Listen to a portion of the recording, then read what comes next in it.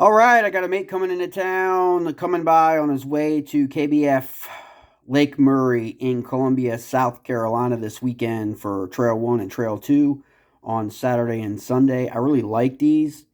I really like them as trailers. I know a lot of people go 3 inches or more, 3.5 inches, especially with like crawl trailers. Me, I'm kind of old school for me. I really like the 2.8, 2.5 to 2.8 size. Also, really like the subtlety of, especially on the back of jig trailers, the subtlety of these moving in the water, especially if you're throwing a early spring. I mean, obviously we're not in spring yet; it's still late February, but something small and compact behind a jig, as opposed to later in the spring, maybe after spawn, where they want to feed back up a little bit more.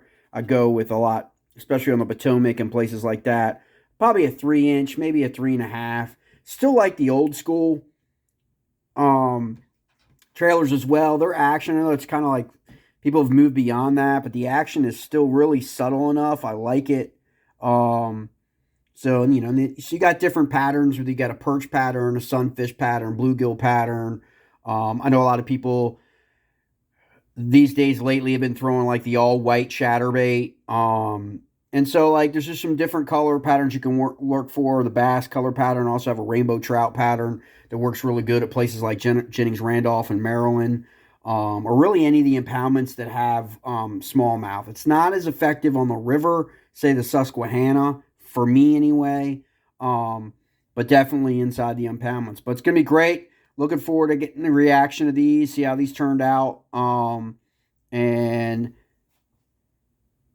see how that goes this weekend at the KBF Lake Murray event. All right, mates.